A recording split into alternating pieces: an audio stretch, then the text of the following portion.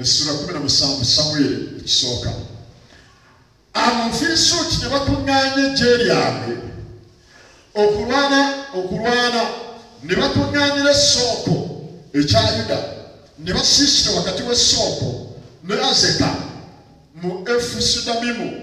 Sawulo n'abasajja ba Isirayiri ne bakuŋŋaana ne basiisira mu kiwonvu Era ne basimba ennyiriri okulwana n'Abafirisuuti. Mulimu famire ezikuŋŋaana nga tezitiisa nga bakuŋŋaana ne basonda emitwalo 7 n'ekitundu.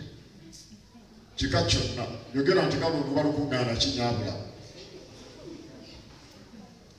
Waliwo abantu abakuŋŋaana nga bangi naye nga tebali mulamwa. Ng'olina abaana 10 naye nga bakubira bonna ofune emitwalo 2 ogule embisi ya bulaaka agakatula mugulu nga tebaziri. Yogera nti kiddire, yogera nti kikafuuwe.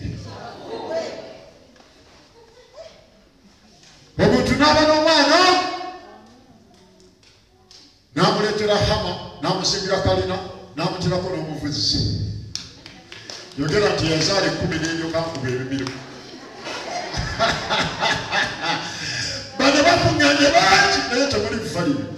Ekyo kikafuuwe nkusabira obe na bitono nga bya mugaso okulinnya Yesu.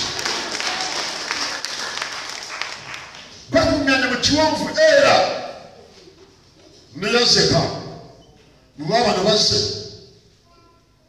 Sawulo n'abasajja ba Isirayiri ne bakuŋŋaana ne basiisira mu kiwonvu Era ne basimba ennyiriri okulwana n'Abafirisuuti. Abafirisuuti ne bayimirira ku lusozi eruuyi ne Isirayiri n'ayimirira ku lusozi eruuyi.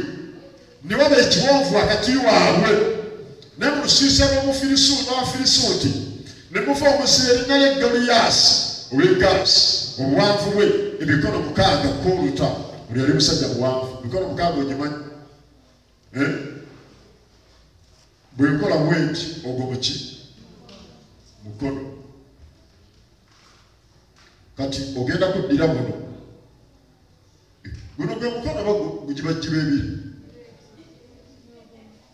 Omukono gwe guliwamu abazimbi nammwe munyambe. Omukono guba gumu. Guno gwe mukono.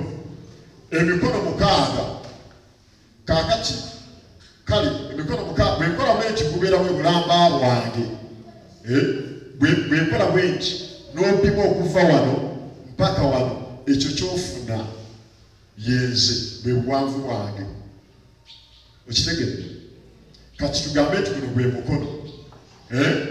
Ekitegeeza nti kati nze emikono 6 olina okupanga banze bameka? 3. Kati omu nkoma wano museeko omulala genda kukomawo. Kati mwongereko n'ow'omusatu. Yoyo omusatu gwe bayita Goliyaasi. Bwe twogera Goliyaasi ng'olowooza kino kyekanama ky'omukyalo kyammwe ekisitula ensawo z'obuwunga oba ekyasa amayinja. Goliyaasi eri musajja panga bansi 3 mu bbanga mbunga ly'amaanyi.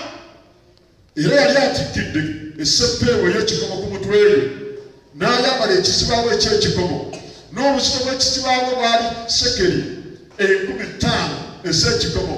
Era yali ayambadde ku magulu eby'ebikomo. Era yalina n'effumu ery'ekikomo ku kibegabega kye. N'olunyago lw'effumu lwalinga ng'omuti ogulukirwako engoye. N'effumu lye yennyini obuzito bwalyo sekeri kimu. Sekeri 10 ez'ekyuma. N'oyo eyatwalanga engabo ye n'amukulemberanga. Awo n'ayimirira n'alangira eggye lya Isirayiri n'abagamba nti mwafulumira ki okusimba ennyiriri zammwe? Nze siri Mufirisuuti nammwe baddu ba Sawulo. Mweronemu omusajja aserengete gy'endi. Sooka okubira statement eyo mu ngalo okubuulire lwaki. Bino ebintu tebyetaagisa famire yonna kutuula.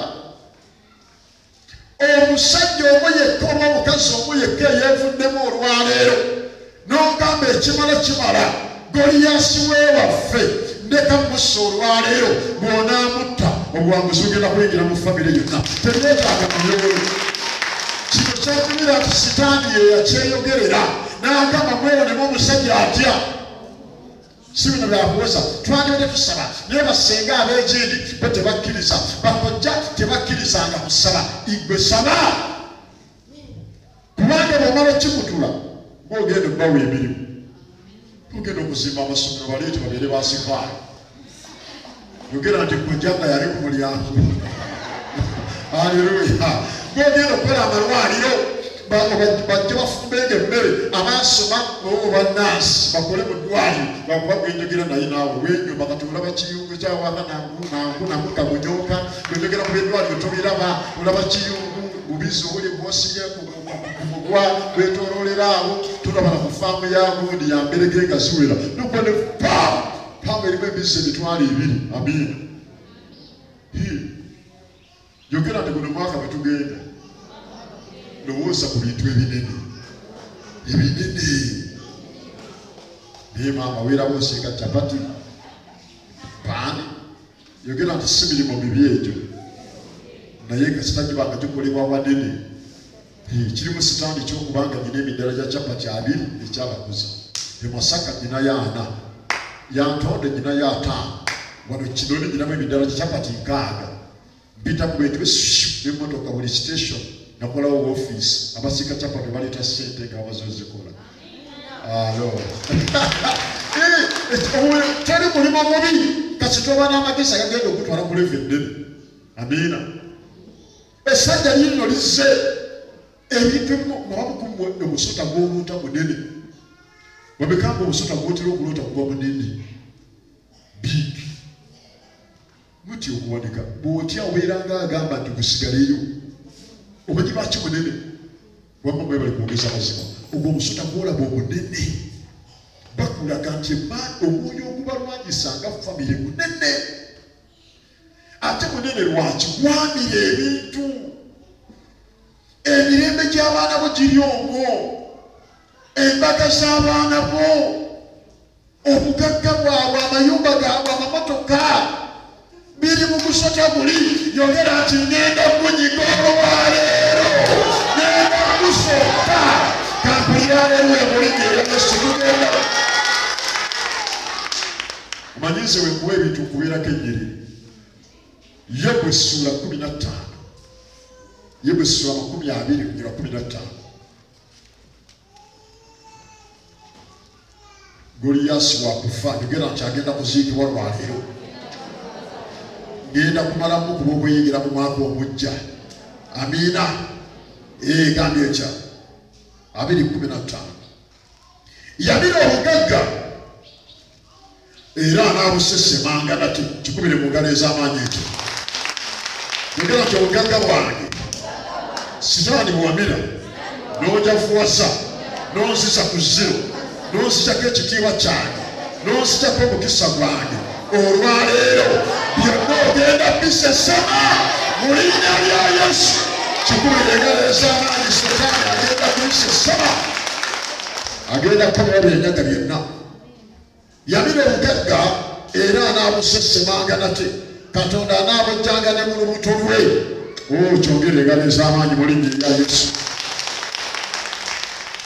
ogwo gusota kyokulaba kuba munene gwamira ebintu binene gwatwala obugagga bwammwe ennyumba ya kitawo gwajaafuwaza mwalina ku ssente bakunyumiza nze nalaba nga waliwe twali obubi nnyo nga tuli mu mbeera ya nnaku n'ekyokulya kibula nga tetulina kyakulya nga maama atunyumiza ewaffe twali bagagga nga tulina ebidiba by'ebyennyanja twalina beekeri y'emigaati bino omuntu mu biseera ebyo kubanga olina beekeri y'emigaati ng'olina ebidiba by'ebyennyanja balina ebidiba ebyemmali ebidiba eby'empuuta ebyakasulo byonna byawukana balina beekeri y'emigaati emigaati bagibeekinga wali ne balya ne mubuuza ku kyategerebwa yogera nti nga byakamiza okamiza mukimanyi okubanga obadde okama ente mukinywamu amata neduga ekiseera nga tekyakola ki nga bwogisiba obulungi nomugiwa ebiwata okama evaamu enayisi ekitundu kya nayisi nga kyekivaamu n'ogamba maama sika amata n'obusamba eri n'ogenda okola emirimu emiki emirala yogera nti ng'ekamizza kati Setaani amanyi okukwata ebintu n'abinywa amu emisota egyomanyi ogibasindika ne giri ebintu ne gibba ebintu abamu ogiruta gikugoba nga mukambwe nnyo nga gukumusisaako newoyita mukambwe kati Mukama akulaga ku Goliyaasi weewagwe yogera nti weebale Mukama kumundaga kubanga leero lwafa omutwe ngenda nagwo omutwe gwa Goliyaasi kikubirenga tugenda n'ekitwe kya Goliyaasi ogenda nakyo era tugenda kukwata essaala wano bagiyita batakafungula nkete tugenda kukwata essaala buli kyambira ekintu kyo kigenda kukisesema tugenda kusaba tugenda kuyita eggulu mugambe Mukama ekimala kimala tulwanye nnyo embeera nga tetambula tebitambula ffe tuli bagulanda yogera nti nze ndi mugulanda bagenda kulabira kubuze mu linnya lya Yesu nti omuntu alina amagezi awasa bagenda kulabira kubuze mu linnya lya Yesu nti omuntu alina amagezi azimba bagenda kulabira kubuze mu linnya lya Yesu omuntu alina amagezi akola ku motoka bagenda kulabira kubuze mu linnya lya Yesu omuntu alina amagezi aweerera abaana ne bamaliriza ne babatikira biguli bagenda kulabira kubuze mu linnya lya Yesu gy'abaana baweererwa kampulirayo amalinnya lya Yesu togenda okugulawo olungi bino osooka kubeera nga obikkiriza ebiryoka bikukolera bulira neyongedde okusoma sajja lifulumye mu lusiisira egambe beeronemu omusajja omaaserengete gyendi bw'anaayinza okubaana nange nanzita kale tunaaba baddu bammwe naye bwe naamusinga ne mutta kale mwe munaaba baddu baffe ne mutuweereza Omufirisuuti n'ayogera nti nsomoozezza eggye lya Isirayiri leero mumpe omusajja omutwala effembi mulimu ebintu nga kitaawo byamulema yogera nti nga taata byamulema yogera nti ne bataata muto bonna baliganjereere temuli kye basobola kukola manyi ffe ebiseera biri enfunza bwe zaatulumira twabanga n'embaliga naye wagenda okwetegerezanga ne bataata muto nga nabo bweziri baaba nga kyemwafaanaganya mbaliga naye ebya ssente waliwo ebintu nga bonna birabalema Omufirisuuti n'agamba nsomoozezza eggye yogera nti babadde batusomoozezza nnyo okusomooza kwe muto kugamba bw'ompa ebbiri eyente ngikuwa bw'ompa ebbiri eyente ekola ki ng'ebbiri ntono ng'ente ya bbeeyi nga kituufu singa obadde nasobadde nayeeka n'ente naye nga n'ebbiri tozirina kyebaita okusoomooza tebaita okukola ki okusomooza oba bwe tunagamba tuna essomero liwa emitwalo 7 okusomesezaamu omwana naye bwe tukugambye 5 bwetaano tujja kumusomesa agamba tunanga n'olukumi toluyina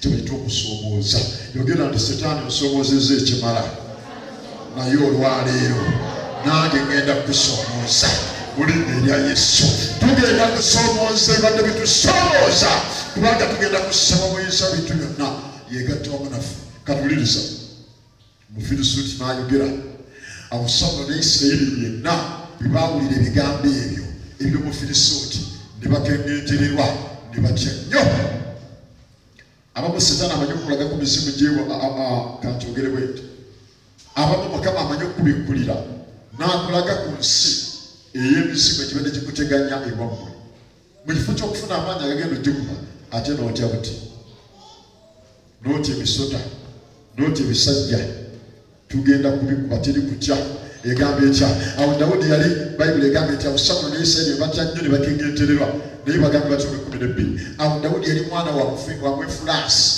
oyo w'e Besirekemu Yuda erinnya lye Yese era yalina batabani be 8 yogera nti nga temuli mugaso baana 8 ameka bannange binyiiza ebyo baana 8 teri n'omu yawasiza yogera nti byonna birina amalevu teri yawasiza bijja okulaba ku maama waabyo maama bwe tuba tugenda nampayo edebe yalwanda Gatudde gamba napende byalumonde. Yogera ati nedura odikuba omulawo. Dikula alikali akafa ku boda. Mama tuzze naye wetuna batuddeyo napende byalumonde. Yogera ati nno yalina abaana 8 nga temuli agasa. Akasajja kaakano yogera nti banyooma naye nze ngenda okugulawo oluggi lw'ewaka. Kampulira aleluya. Ng'ogenda okugulawo olwakudere. Dawudi ayengedde. Awo Dawudi yali mwana wa Mwefulansi oyo Besereke mu Yuda. Batabani ba Yese bano baali 8. Era omusajja yali mukadde ku mirembe gya Sawulo ng'akootakoota mu bantu. Baaba mulimu obwavu obukoosakoosa. Obwavu obukoosakoosa. Ne batabani ba Yese abakulu abasatu baali bagoberedde Sawulo mu ntalo. Ne batabani be abasatu abaagenda mu ntalo amannya gaabwe Eriyaabu omuberiberi n'eyamuddako Abinadaabu n'owookusatu Sama. Ne Dawudi yali muto n'abakulu abasatu ne bagoberera Sawulo. Era Dawudi n'addiŋŋananga okuva eri Sawulo okulunda endiga za kitaawe Besereke. Omufirisuuti n'asemberanga enkya n'akawungeezi ne yeeyolekeranga ennaku 40. Yogera nti nga teri akuba. Bonna bagamba walose omusota naawe naffe tuguloota. Bamekanga baali bagambyeko batyo teyawano watandisa naawe giroota olabeka nooguze naleka nooguze matuteyawano. Yogera nti nga yeeyoleka naye nga teri akuba.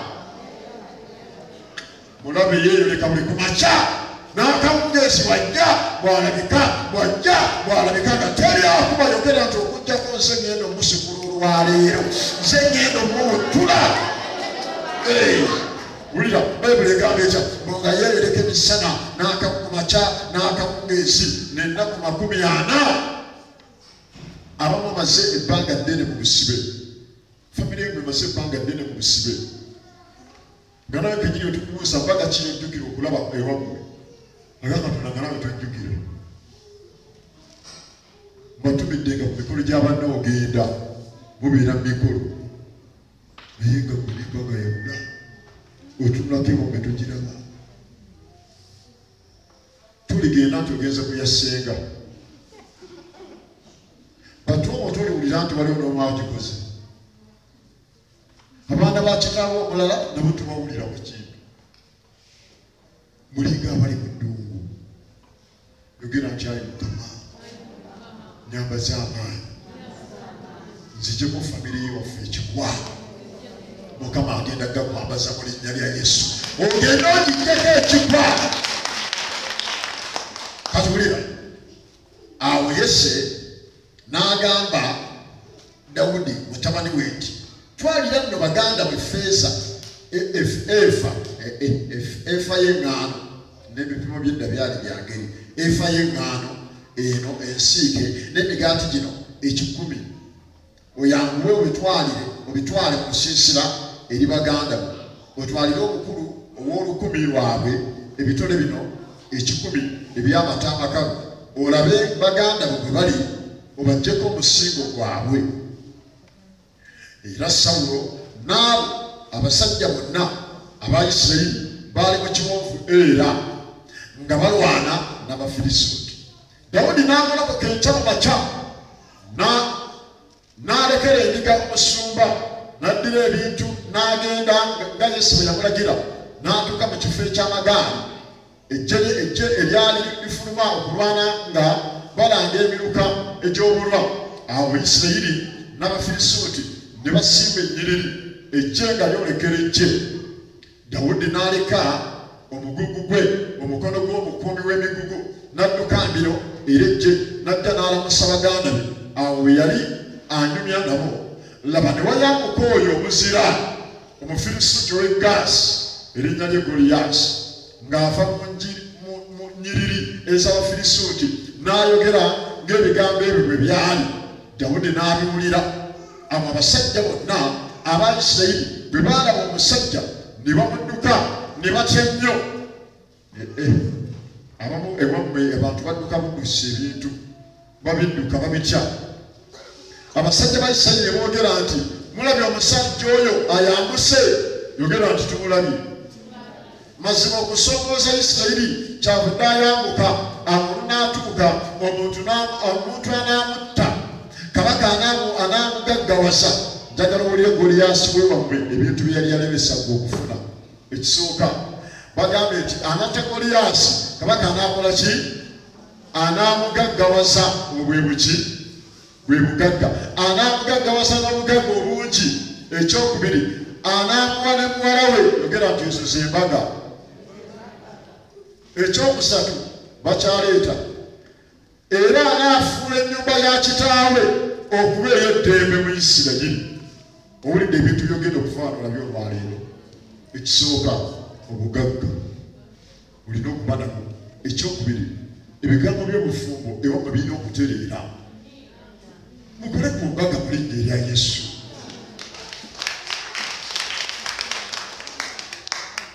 Naye bwe kaseera okanakuweza nafunyayo esseza wamuyita mutya ono omwana bw'obeera nga gwe azaala omuwala omulenzi obeera omuyita otya?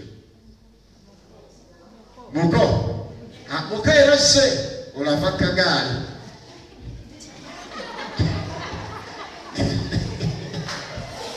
Yogera nti bambuka bava mu Sokoolo n'ava ku bugaali. Yogera nti teguli na sitaani. N'amubuuza njaza alinawo katyawo nzizike eggaali.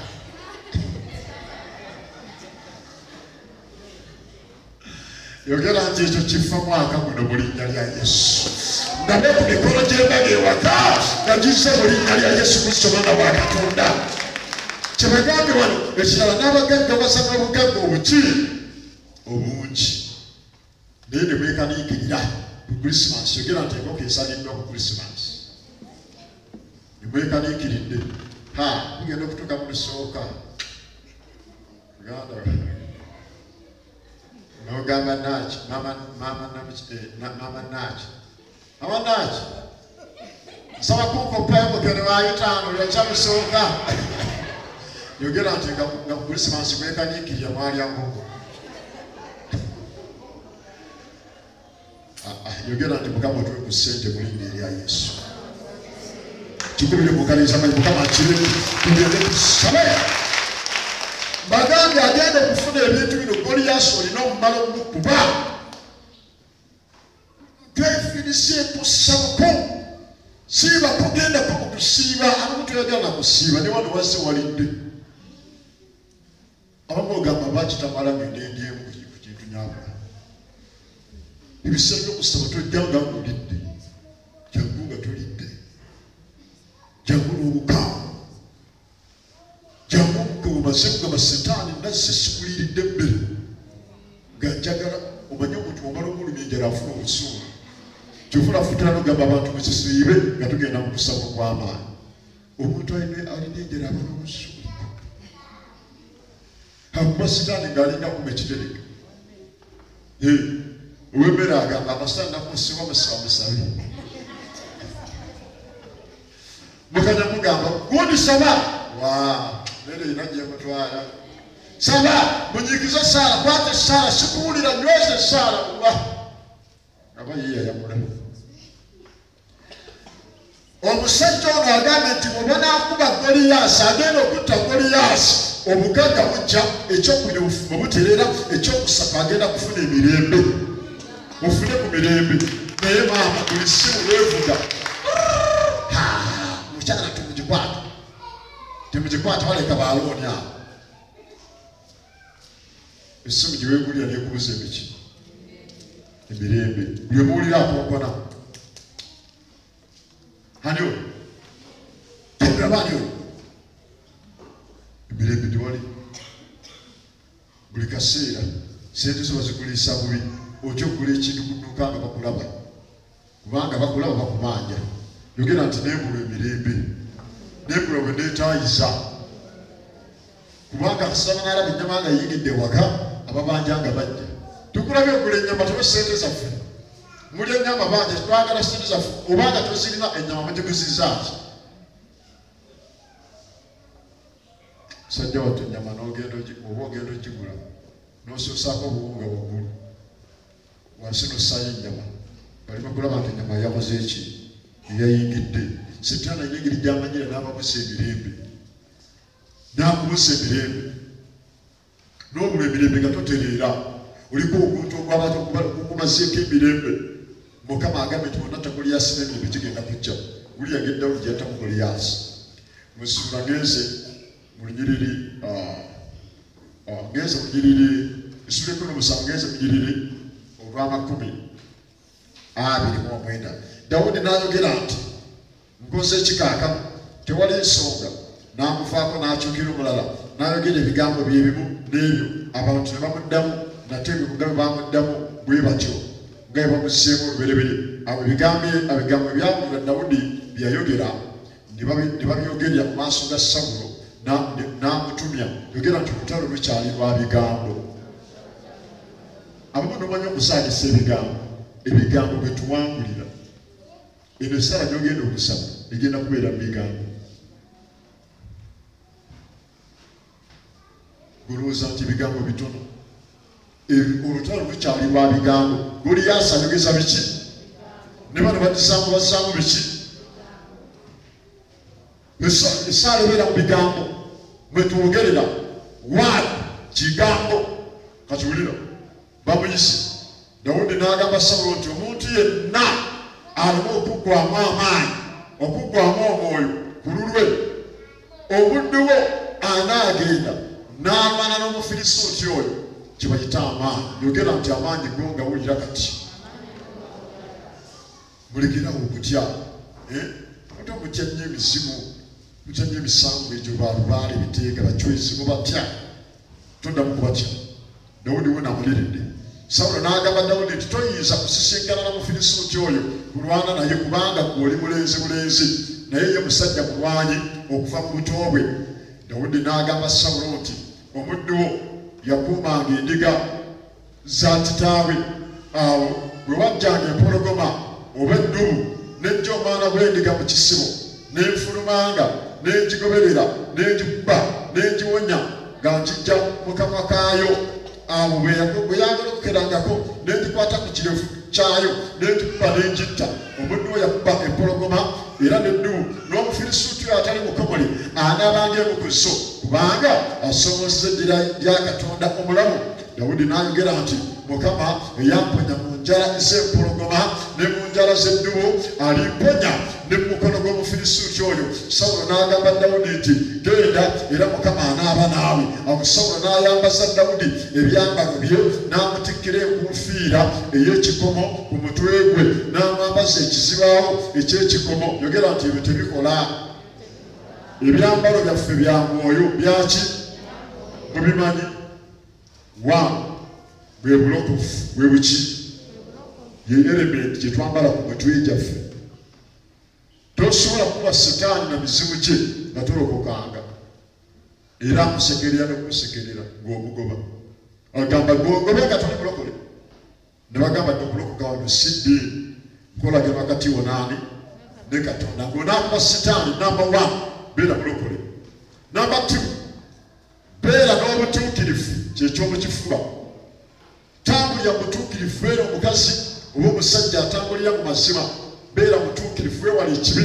saba Mwoyo Mutukuvu akuwe obutuukirivu obuva gy'ali tambulira mutuukirivu ekyokusatu weesibe mu kiwato kyo amazima kyekigambo kya amen waliwo ebintu bibiri waliwo amazima n'ebituufu kati ffe abaana ba Mukama tetutambulira ku bituufu tutambulira mu mazima tutambulira mu ki kisobola okubanga kituufu oba bwe teri n'omu yali awo yanjudde naye amazima gali nti bw'onaanoonya Mukama ng'ogenda okusookeramu mu linnya lya Yesu kati ffe tetutambulira ku bituufu tutambulira ku ki ku mazima we tutambulira amazima tusoma ekigambo kya Katonda kyekyogera ge mazima ekyokuna ekitala kyaffe kyekigambo kyali kya Katonda ekyokusatu engabo owulira ebyokulwanyisa kwe mukazi gwe gwe engabo giwulidde kwe kukkiriza faith bayibuli esomesa mu Bibulaniya 10:6 nti awatali kukkiriza tekisoboka kusiimibwa Katonda. Okukkiriza ekigambo ekiddako njogedde ku bulokozi, nenjogera ku butuukirivu, nenjogera ku mazima 3, nenjogera ku kitala 4, nenjogera ku kukkiriza 5, eky'omukaaga zengatto oba obeetefutefu okubuulira enjiri ey'emirembe. Ebyokulwanyisa byaffe kati Dawudi bamwambaza naye bino bamwambaza tebikola. Wulira naddira omugo gwe awo Dawudi ne yeesiba ekitala kye ku byambalo bye n'agezaako okutambula kubanga yali tannaba kubyegezaamu. Awo Dawudi n'agamba Sawulo nti siyinza kugenda na bino kubanga sinnabyegezaamu. Dawudi n'abyeyambulamu, n'amala okweyambula n'addira omuggo gwe mu mukono gwe ne yeerondera amayinja amaweweevu 5 mu kagga n'agateeka ku nsawo ey'omusumba gye yalina mu ndyanga ye n'enfuumuulo ye yali mu mukono gwe n'asemberera Omufirisuuti. Awo Omufirisuuti n'ajja n'amusemberera Dawudi n'omusajja eyatwalanga engabo n'amukulembera. Awo Omufirisuuti bwe yamagaamaga n'alaba Dawudi n'amunyooma. Yogera nti ekyo Setaani mmanyi nange annyooma. Yogera mpulire kubanga amanyi sina kyenyiza mukolamu, naye agenda kuwulira ekinaava mu y'ebiraka. Aleluya! Ye bannange mukkiriza ey'ebiraka evaamu ki? Ey'ebiraka evaamu ki? Baganda nabo evaamu muliro. Baganda balina engero ng'ey'ebiraka ekinaava mu y'ebiraka. Kuyulika mugebalusi anaawulira ekinaava mu y'ebiraka. Kale tugenda kumufutiza olwaleero. Katuwulira awo Omufirisuuti n'amunyooma kubanga yali musajja, yali mulenzirenzi era mumyufu n'amaaso ge nga malungi. Omufirisuuti n'agamba Dawudi nti nze ndimbwa n'okujja n'ojja gyendi n'ebiggo. Omufirisuuti n'akolimira Dawudi eri bakatonda be amwe gasinga okuneewuunyisa nti mu lutalo bwe tuli ffe tuzze muzigu front, emabega waffe waliyo Katonda mu linnya erya Yesu. Waliyo Katonda omunene. Ekyandiko kyaffe kigamba mubenga n'amaanyi mwami mu Mukama waffe kubanga yagenda otumaanira mu lutalo paka bwe tugenda okuba nga tuwangula. Kati Goliyaasi akolimidde Dawudi eri bakatonda ba Goliyaasi. Katuwulira Dawudi n'agamba atya, Omufirisuuti n'agamba Dawudi nti jangu gyendi nga bino mubiriko ennyonyi ez'omu bbanga n'ensolo ez'omu nsiko. Awo Dawudi n'agamba Omufirisuuti nti ojja gyendi n'ekitala n'olunyago n'effumu n'enzija gy'oli mu linnya lya Mukama ow'eggye, Katonda w'eggye lya Isirayiri ly'osoomoozezza. Leero Mukama anaakugabula mu mukono gwange era n'abba n'enkuggyako omutwe gwo era n'agabira ennyonyi ez'omu bbanga n'ensolo ez'omu nsiko emirambo egy'eggye ery'Abafirisuuti. Ensi zonna zitegeere nga mulimu Katonda mu Isirayiri. Yogera nti ensi zigenda kutegeera omwaka guno bwe tuyingira nti muze mulimu Katonda. Waliwo abantu basabye nnyo nga bakubuuza naye Katonda waaliwa? Musaba naye nga tetumulaba. Yogera nti bagenda kumulaba. Bagenda kumulaba, agenda kutambuza bigere. Tusabidde guno omwaka Katonda bamulabe. Yogera nti bamulabe mu linnya erya Yesu. Balabe Katonda. Kikubira engalo bamezi amaanyi. Balabe Katonda. Katuwulirize. Era ekibiina kino kyonna kitegeere nga Mukama talokola na kitala na ffumu kubanga olutalo lwa Mukama, naye anaabagabula mu mukono gwaffe. Awo lwatuuka Omufirisuuti bwe yagolokoka n'asembera okusisinkana ne Dawudi. Awo Dawudi n'ayanguwa n'adduka mbiro era eggye okusisinkana Omufirisuuti. Awo Dawudi n'ayingiza engalo ze mu nsawo ye n'ajjamu ejjinja n'alivuumuula n'akuba Omufirisuuti ejjinja ne liyingira mu kyenyi kye n'agwa amaaso ge wansi. Awo Dawudi n'abangula bw'atyo Omufirisuuti n'envuumuulo n'ejjinja n'akuba Omufirisuuti n'amutta, naye nga temuli kitala mu mukono gwe Dawudi. Awo Dawudi n'adduka mbiro n'ayimirira ku Mufirisuuti n'addira ekitala kye n'akisoola mu kiraato kyakyo n'amutta n'amutemako omutwe nakyo. Abafirisuuti bwe baalaba omusira waabwe ng'afudde ne badduka. Tugenda kubayo obuzibu ogusinga amaanyi ewammwe. Buno obuzibu obulala obubadde bukuli ebigere ekiro obwo bugenda kudduka buddusi nga tetugenda kuba. Obugala bw'obuwoli ng'akulira jjajjaawo w'ekyekamanya kubera Yesu nkawo. Yogera nti ngenda kubayo obusigadde busaasaane. Kyongere engalo ez'amaanyi mu linnya erya Yesu. Era mbasabira Mukama akoleyo ebintu ebinene. Okuba ekintu kimu eky'amaanyi olwaleero. Okisule ku ttaka bagambe naye mukazi gwe bw'obanga wawangudde ekintu ekyo. Tusabire tulokoke naffe. Basabidde ku mbaga yo babeerewo abalokoka.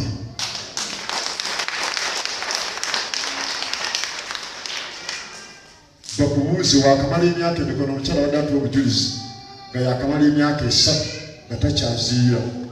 Abantu bakubuuze mukazi gwe kirigo ono mwawulidde ono omukyala yabadde wano nga ab'obujulizi. Omwana we Mukama bwe yamusumulula nga yali agongobadde emikono nga Sitaani amugongobazizza ng'ate ne lipoota z'abasawo zimaze okulaga nti emisuwa gya wano gyakola ki? Gyakutuka nga n'esinga eriwe. Sitaani asobola okukugongobaza nga tobadde bampitako mu nnyenda awo okusabira omukazi n'entya. Nali manyi baenaga ngamba kusabira muntu mukulu ate mundeese kusabira kaana bagamba ki? Oyo mukazi mukulu yava mu maka ge lyali kasi ddene nga linyirira.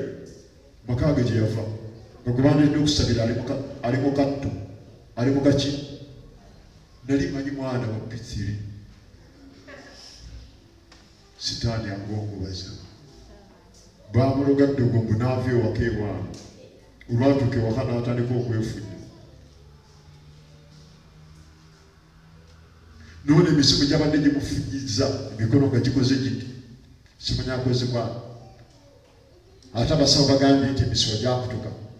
Naye Mukama n'amusumula n'amuggyako ogwo gwali mumutte. Engalo Mukama n'azifunyulula bwe ttu. Ezo engalo zaafunye okuba tukyalina kusaba nga tufuna kugenda mulimu ebyamagero ebimu nga biri instant awo wennyini. Engalo zaakuba otuli wano waawaawo.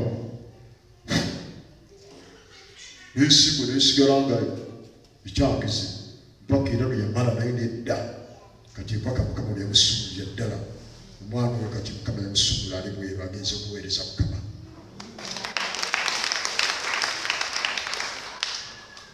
Mukama agenda kukola y'abantu aganene bakubuuze omaze emyaka 3 nga engalo zaatereera bagambe si 3 gyokka bwembala mu katigire mu 7. Bakubuuze omaze emyaka emeka nga tokyakuba nsiimu nga Sitaani takyakuba wansi obagambe katigiri 10 bwembalaabalamu. Yogera nti Mukama ankubiraayo ekintu kimu ekinene. Obusigadde budduke buddusi. Kiringa omuntu aleeta omusajja w'amaanyi. Ebyalo omanyidde abantu ebyalo byasinkananga okuba ebigo okuba ebiki. Kati mufunamu ery'amaanyi lyemwesiga limu. Ne balyoka bali kujje ennume y'ekigo n'enkoona n'eno. Obusigadde buyita awo. Bakubye ensiganja ku ng'ateeze nnyingire. Katumalirize ne kano. Bino bigenda okuva bino bitugenda okuba nga tumanya nga twambala this year. Mu kitabo kye bayita Abeefeso waliwo tubadde njagala omanyi byogenda okulwanyisa. Tugenda kunyina mu kiseera ekyokusaba. Bino bitugenda okulwanyisa. Abeefeso 6:10 ngezeko 11 kati. Waayo Abeefeso 6 aliwo. Okay, I'm here. Mwambalenga ebyokulwanyisa byonna yogera nti ebyo tubirabye. muleke muyizenga okwemira eri enkwe za Setaani. Ebyokwasa nabagamba bimenye empaka bimenye ki n'ebigo. Ebigo bino bamanyi n'okubissa ku muntu eyandi ku yandi. Omanyi twala oluusi omuntu abagamba tegenda kukuwaayo emitwalo 5 otandike bizinesi. Ogenda okuddamu okuba ku ssimu nga yafudde. Obanga bamubbye. Sooka ondekemu tuli ku poliisi babbye ebintu byange wano. Oba ogenda okutuuka nga yafiiriddwa omwana. Omuntu alimu amagezi oyinza omugamba agakitabo. Naye mbadde nonya sente zange zizo waŋŋambye. Mpozi ononya kuyireeta mu y'obuugi. Yogera nti ezo zigenze. Omuntu olukusuubiza emizimu gimulumba. Gwe wagambye ogenda muwa ssente. Wagambye ogenda muwa ssente. Emiggo basula bamunyoola ekiro kyonna. Mugenda okuca ku makya agamba buli wegamba okuwa ssente enfuna ebizibu. Mulimu abantu nga buliwo nze nyina omwana twamuleeta okumuyambako. Kwolwo lwe twamuleeta ababbire bajja ewaka ne babba. Tetwasooka kitegeera ne mufunira abasiponsa mu kampu mu kitongole ekimu. Tetumanyi abaggala ebitongole gye baava ne bagamba bazze kukiggala ekitongole bwe tumufunidde. Nga tumaze n'okugula ebintu tugamba Katonda wo. Olwamala okugamba nti avudde mazzi ewaka ekitongole abaali bazze okugala ekitongole tebaddamu kulabikako. Baali bazze kugala kitongole lwa mwana wo. Yogera nti yaliko ekikomera. Yogera nti nze ekyange nkimenya lwaleero. Kampulira aleluya. Okimenya lwaleero. Sibuka ku magulu ogamba nkyali Mukama. Ekikomera. Yogera nkyali Mukama. Kino ekikomera kye banneetoolooza. Ne bagamba siri kiwunga. Nkimenya lwaleero. Yogera nti nkimenya lwaleero. Mu linnya lya Yesu. Kampulira akalumba akagenda okukimu.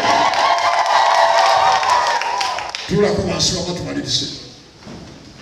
Bino ebintu ebimu gabagako nga bakikusimbako nga temusobola kukibuuka. Musajja wattu obeera wali ogezezzaako. Yogera nti nga njegedde siniya 2. Olwowaze mazeeyo era bwegwa.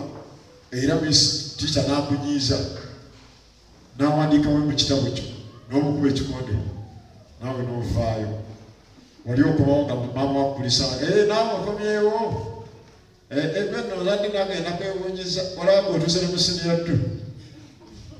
Ebitabo teekaawo genda mulime biibya wano. Yogera nti nze buli kigo kyonna ekyewaffe ngenda kukibuuka mu linnya lya Yesu. Kati wuliriza. Ekyenkomerero mubibenga n'amaanyi Mukama waffe kati ngeze mu 13 mutwalege ebyokulwanyisa bino by'Akatonda ekibiyinza okuyimirira eri enkwe z'omulabe Setaani. Era kale muyimirirenga nga mwesibye n'ebirala. Ngeze ku 11 mwambalenga ebyokulwanyisa byonna eby'Akatonda muleke muyinze okuyimirira eri enkwe z'omulabe Setaani. 12 kubanga tumeggana mu ssayina mubiri wabula n'abamasaza n'ab'obuyinza n'abafuga ensi ab'omu kizikiza kino. Gino gy'emirimu gye tugenda okuba nga tulwanyisa. Ab'amasaza abaki ab'amasaza mubamanyi gy'emizimu egifuga ebitundu gifuga ebiki. Era ng'otera nnyo okuloota ng'oli mukyalo ewammwe. Babekanga ebiseera ebisinga obeera bw'oli mukyalo ewammwe. Olaba nti tuli bangi. Omanyi lwaki? Emizimu egyo gy'ekyalo gigamba ab'omu kyalo guno bonna baffe. Era olugo lwe twabateerawo lwe balina okubeeramu. Eno ne mubeera be Masaka emizimu gigamba levo poli ina bbanga yakyaliibwa mmwe yogera nti olwaleero nva mu kyalo kyeba kampulira eddala esabani ovaayo olimi eya Yesu genda kutoloka nze nga ngenda okuva mu kyalo kyewaffe naloota kirooto nali nyambadde gombati sigirabanga nako eyo gombati kubanga yaliga nga si lugoye naye nga ndabanga byuma nga byenyambadde okuva ggulu mpaka wansi kati nali n'omukyala wange mukutte mukono bamuli gwentala ezimu nga tosobola bulwana wekka weetaaga n'obuyambi bw'omukyala nga tubidde abatasabaako nabakyala bammwe osaba otunudde eri n'omukyala atunudde eri ayi mukama ebyo sikumala budde omukyala wo mulina okusabako mwenna kati naloota ekiruto nga ffenna twambadde naye yali yayambadde kati nga tufu mu kyalo kyewaffe tufuluma bwe tuti ne tulyoka tugisanga ente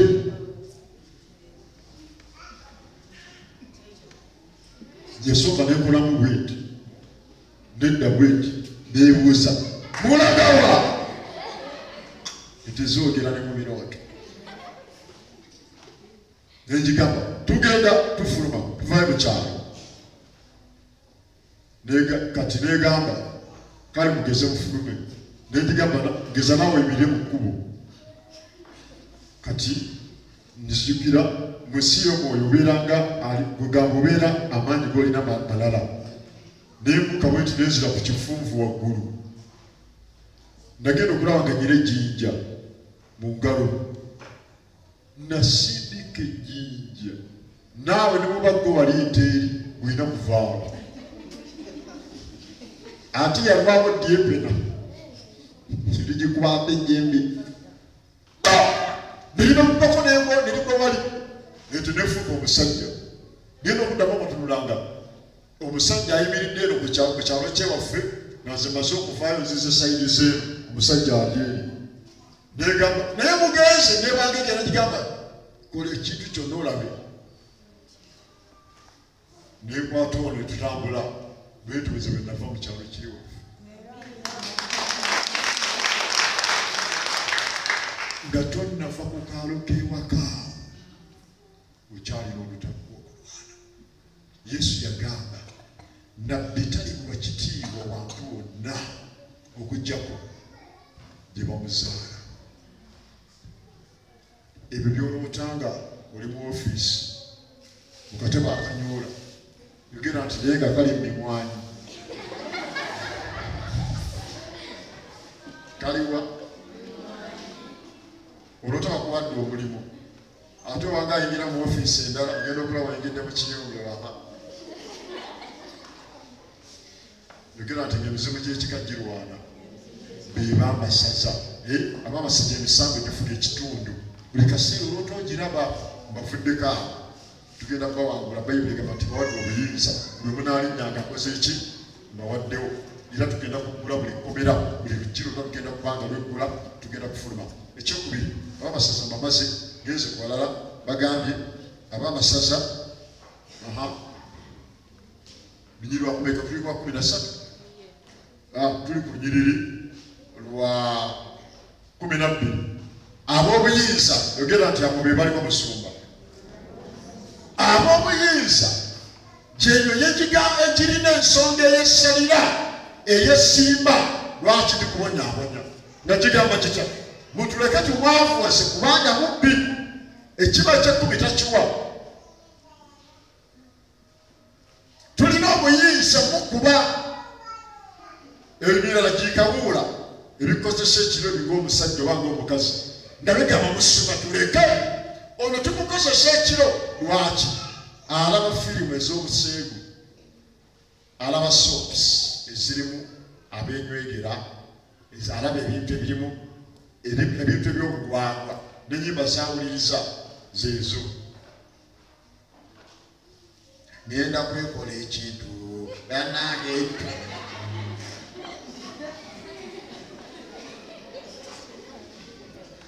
ate eno bwakola ki bwasaba munsabire kawuula agende Kawula agamba tulina obuyinza obukozesa omukazi kubanga firimu zonna zalaba zamuseeko. Tugenda mubba lwaki tawa kimu kya 10 ekyokubiri bamuyingiza mu ndagaano ab'ekika. Bino byetwagala ennyo okulya mu biseera ebyo twabeeranga nga tukyayagala nnyo emmere. Bategese ekijjulo ogenda okulaba emmere gye babawa temuli muki munnyu bunyaala obunyama bwe batiddeko oba bubuzi buto bukankana. Yogera nti obunyama bukankana ne mubirya nga temumanyi oli mu binyeebwa nga temuli munnyu ne mulya. Kumbe babawonga babateekayo babayingiza.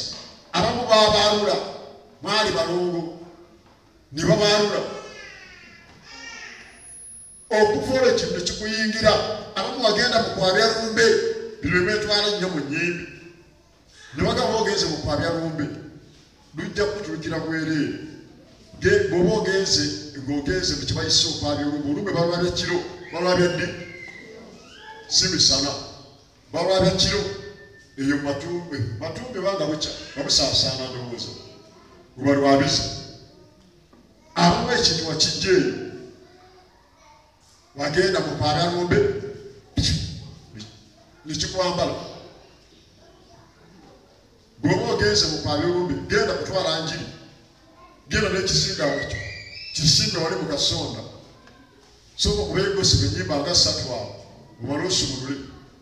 Ab'ekika Mukama abakolera awonya. Haleluya. N'ebyo mugenda mu nnyimbe luli kutulukira mu liiso ng'olimanya ng'ofudde. Ekirala abamu agantu abo twagafuna nga batusaza emisale batulimbanga mbu gya bugagga gya buki. Ani gwe bagambako mu bakusala bya bugagga nze nzekka ali mu kanisa abasigadde muli luddamu ye ne muwanika mutyaki nawagamba bagamba ekintu n'okitiirira wano kubanga akigamba nti kyakyetaaga. Abamu baali basala mu misale gya buki. Abamu bugira emisamiso nabakola ki kuba bujja. Abamu babasala misale gya kubeera na kuganja. Abamu babateeramu ebintu mu biki mu byogero bakuteeramu kaki kayayaana. Kati kayayaana Mukama omusaba mpa omukisa naye ng'ate omukisa gwe bakudangirako gwaki gwa kayayaana. Kati nga Mukama agamba nedda sige omukisa tulondeko bw'obanga oyina gwa kayayaana sigaza kuli. Kyova tulina okusooka ne tusaba ne tweyambula endagaano zonna embi ze twakola ne sitaani. Amiina. So emisibe gy'obuyinza ogitegedde gye girina ensonga gigamba ono baamutuwa kutya okulya nga tusabira abantu emisibe nga gigamba gitya ono baakola ki baani abaamuwaayo bajjajja. Egyo emisamba tegyerabira. Abamu bino bimugenda ne munywa emmumbwa mu bana bwe muyita simanya bamulerwa. Bamulerwa abamu basamizi. Abamu eddagala gye byabayingirira namukyali kwezi mu famire. Kati abalina ab'obuyinza beebo emizimu egy'ekika bajjira mu bifaananyi ki mugera nti munte n'okulaba ente nga zizze.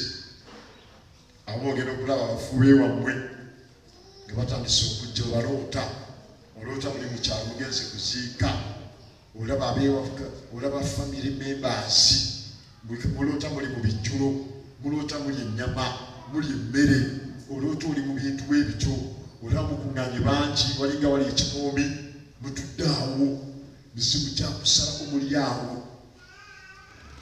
N'abalala abafugira mu kisigiza bafugira mu ki n'abafuga ensi ab'omu kisigiza kino gy'emizimu egikufuga nga tomanyi nga tokola ki bwe ng'olowooza nti bwotyo bw'olina okubeera naye nga si bw'olina okubeera. nga bwakkiriza n'okukkiriza ewaffe bwe tubeera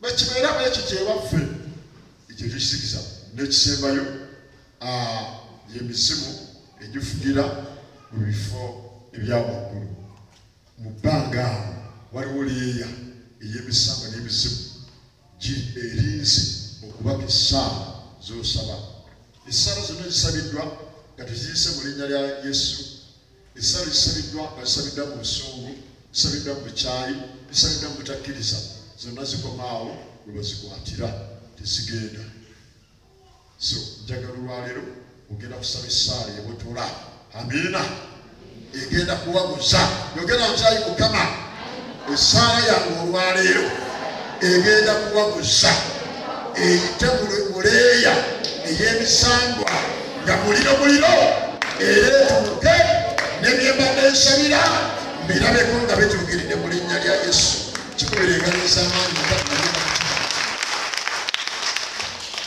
so kakati ebyo tugenda okuba nga tulwanyisa tutegedde bye tugenda okwambala tugenda kwambala ebyokulwanyisa ebyo ate n'ekirala bino ntera okubibagamba bituba tugenda okusaba ate sina kusaba kwokka naye mulamu ng'omukristaayo olina okuba nga weewala ebimu ku bintu sitaani byabadde asinzirako okubonyabonya guno omwaka tunula olabe biki sitaani byabadde ayitiramu kulumba sitaani ayitira mu bintu bino mummanga ekisooka ayitira mu butalokoka oba tole mulokole ajja kuyitira amakube ekyokubiri sitaani ayitira mu bujeemu na Mukama yagamba okukola ekintu naye n'ogamba okukola ki okukikola mu kitabo kibayita ekyamateeka Deuteronomy chapter 15 verse 28-15 lugamba lutya ekyamateeka 28-15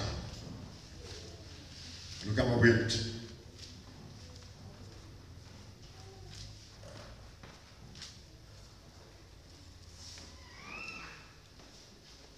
ekyamateeka 28 Deuteronomy 28 olunya 15 naye olituuka bw'otuulira eddoboozi lya Mukama Katonda wo okukwata ebiragiro byonna byekulagira n'amateeka ge byekulagira leero okubikola ebikolebwa bino byonna birikujjira birikutuukako olikolemerwa mu kibuga olikolemerwa mu kyalo ekibbo kyo kirikolemerwa n'olutiba lw'ogweramu ebibala by'omubiri gwo birikolemerwa n'ebibala by'ettaka lyo n'ezzadde ly'enteezo n'abaana b'embuzi zo onookolemerwanga bw'onooyingiranga era n'okolemerwanga bw'onoofulumanga Mukama anaakunsindikangako okukolemerwa n'okulemwa n'okunenyezebwa mu byonna by'oteekako omukono gwo okukola okutuusa lw'olizikirizibwa okutuusa lw'olifaafaagana amangu olw'obubi obw'ebikolwa byo ebyakusengusa enisuula enyiiza nnyo bw'oyongera okusoma bannange kirinnya okujeemera Katonda Bayibuli egamba etya Isaaya 1:19 bwe munaakyogera ne mugonda munaalyanga ebirungi by'ensi bwe munaajeema munaaliibwanga naki n'ekitala kigambo ekirala ekyetera sitaani okubanga ayingira mu bulamu obwo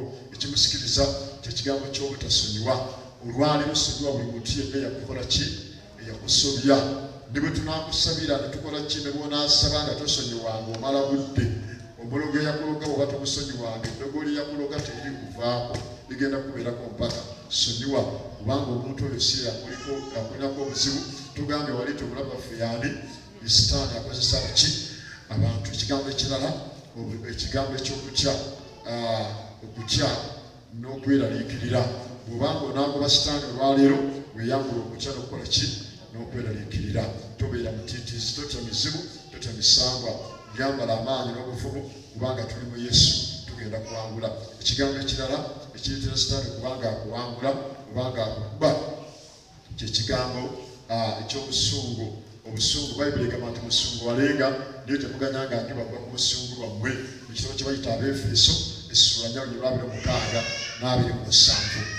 temweganyanga nti bagwa ku busungu bwammwe so obusungu bweyambule kubanga bayinza okukulemesa sitaani nakkuba ekigambo ekirala ekireetera sitaani kubanga akuwamba kyekyokutambulira mu butamanya kutambulira mu ki obutamanya nga tomanyi nti Mukama yakuwa obuyinza mu kitabo kye bayita Luka essula 10 bikolako nange Luka essula 10:19 buli Bayibuli bwesomesa bino olina okubanga obimanyi oba wakuwangula misanga gino na mizibu n'okuwangula embeera ogendolamu mukisa. Luka 10:19 egambye ekya 10:19 bwetyo bwegambye nti gaba bawadde obuyinza obw'okulinnyanga ku lusota n'endaba ez'obusagwa n'amaanyi gonna ag'omulabe Setaani, so tewali kintu na kimu ekinaabakolanga obubi n'akatono. Ekyo bwe bamaze okukimanya emmanga zonna zigenda kuba zikutya nga zidduka mu maaso go.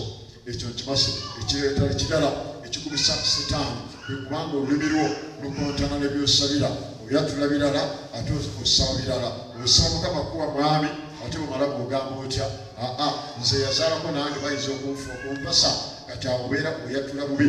Oba tugeze osoma kuweerera baana ate bw'omala bw'ogamba eno embeera bwe yatuuse y'eggwanga abaana b'abanaku batuuse obutasoma ate nga abaana bo bayise baami ba munaku. Ebyo ebigambo bisobola okukulemesa Setaani yakubba. Ekigambo ekirala okwemulugunya n'okwejjusa ng'ogamba singa tebanzaala, singa saafumbirwa, singa saakola bwenti, singa kitange si ye yanzaala n'ebirala n'ebirala. Ebyo bigenda kubanga bikukubya bw'otaabijjewo. So njagala obijjewo tuyingire mu kusaba nga tebirimu mu kkubo kibalite okujjawo ejjinja Mukama asobole okuba nga azuukiza Laazaalo. Haleluya. N'ekisembayo eddogotero twatulyogeddeko wano nga tutandika nti abalogwe kye bali basobola okuloga omuntu naye njagala obeere nga oli smart. Omuntu gwe balogayo muntu atamanyi kyali, ye muntu atamanyi buyinza bw'alina, ye muntu atambulira mu kibi, ye muntu atambulira mu kutya egyo emisango n'emisimu. N'endagalo yambala amaanyi olwaliro tugenda kukuba eddoga. Baloga bamanyi okubabba, bababbako enviiri, babatwalako enjala, babatwalako engatto, babatwalako engoye ze babasalako n'ebirala bingi. Naye tugenda kwambala amaanyi, tugenda okuba egyemyo y'ebibi, tugenda gisuubiza ebyaffe byonna. Bayibuli esomesa mu kyandikwa kye bayita Yokaana. Bikulako nange mu Yokaana tugenda kumaliriza Yokaana essuula 12.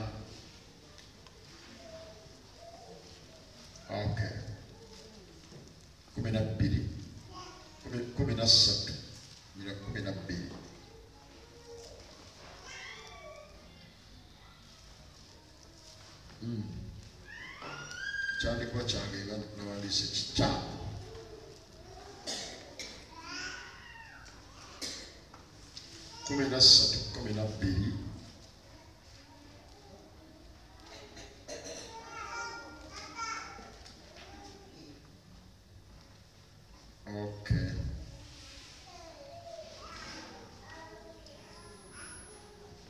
Kyandikwa kyange nga sikiraba maama.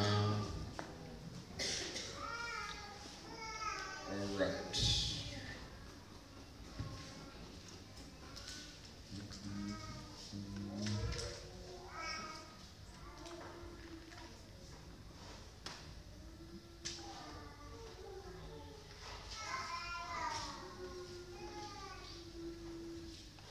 Kyandikuba kino kyenjagala kigamba bwe kiti nti okuva mu biro bya Yokaana okutuusa kaakano obwakabaka bwa Katonda buwaguzibwa n'abo abawaguza babunyaga lw'amaanyi. Sikiraba bwe kiri naye ekyandikuba ekyo kizze wano mu sipiriti yange njagala tukyogereko. Njagala tugenda kukisinziiramuko nga tukisaba. Bayibuli egambye nti tugenda kunyaga obwakabaka n'amaanyi tugenda kukozesa maanyi kubanga Mukama amaze okugatuwa mu linnya erya Mukama waffe Yesu Kristo. Ekyo njagala obenga nakyo kimanyi. So tugenda kuba eddogo. Bayibuli egamba nti Yesu n'abayita. Tusome Matayo 10 erinnya olusooka. Buli bwegamba Matayo 10 olusooka. N'ayita abayigirizwa be 12 n'abawa obuyinza ku dayimooni omubi okumugobanga n'okuwonyanga endwadde zonna n'obunafu bwonna. Tugenda kuba buli dayimooni yonna. N'ekitabo ekirala tugenda okukubira eddogo Isaaya 44. Isaaya mmeka? 44 24. Bw'atyo bw'ayogera Mukama omununuzi era eyakulumba okuva mu lubuto nti nze Mukama akola byonna, abamba eggulu nzekka, ayanjuluza ensi, ani ali awamu nange, atta obubonero bw'abalimba era alalusa abalogo. Alalusa abaki? Tugenda kuba eddogo, tugenda ddiralusa. Amiina. Akyusa abagezigezi okudda ennyuma n'ensi n'ensiruwaza amagezi gaabwe erinnya lya Mukama lyebazibwe amagezi g'abasirusiru bano abadde batulwanyisa abalogo gagenda kubanga gasibwazibwa kakati n'ekirala kisembayo tugenda kubanga twekutulako emyoyo gy'ekika emyoyo gyaki tugenda gikubira mu kyambega kyebayita Peetero bakiyita batya Peetero asooka essula 2 lunyiri lwa 9 lugamba lutya naye mmwe muli ggwanga ddonde bakabona ba kabaka kika kitukuvu bantu banvuma mulyoke mubuulirenga ebirungi by'oyo eyabayita okufa mu kizikiza okuyingira mu kutangaala okw'ekitalo okuyingira mu kutangaala okwaki okw'ekitalo edda bataali ggwanga naye kaakano buli ggwanga tugenda kuba tuva mu kika ekyabasamize n'abalogo tuyingire mu kika ky'abaana ba Katonda n'ekyandiko ekisembayo kyetugenda okukozesa mu kukuba egyo emisango egy'ekika nga tweyawula ku kika kyaffe tuvaayo giri mu kitabo kyebayita ekitabo kiri kyo kiyita okubikkulirwa kwa Yokaana Revelations okubikkulirwa ekitabo ekisembayo ku Bayibuli sura 5:9 ne bayiga oluyimba olujja nga boogera nti osaanidde okutola ekitabo n'okwegula obubonero bwakyo kubanga battibwa n'ogulira Katonda olw'omusaayi gwa buli kika n'olulimi abantu n'eggwanga n'obafuula eri Katonda waffe obwakabaka era bakabona era bafuga ku nsi tugenda kufa mu bika byaffe gye bwe tubadde twasibirwa tugende tuyamu omukisa mu kika ekipya eky'abaana ba Katonda so kyetwagadde okuyimirako olwali mu kusaba ndagala oyimireko ku magulu go tugenda kusaba mu linnya lya Yesu. Stand up on your feet. Muri Yesu Kristo kwasobola. Njagala okusabira ku babadde ali eyo nga tulokokanga. Omekanga badde tulokokanga.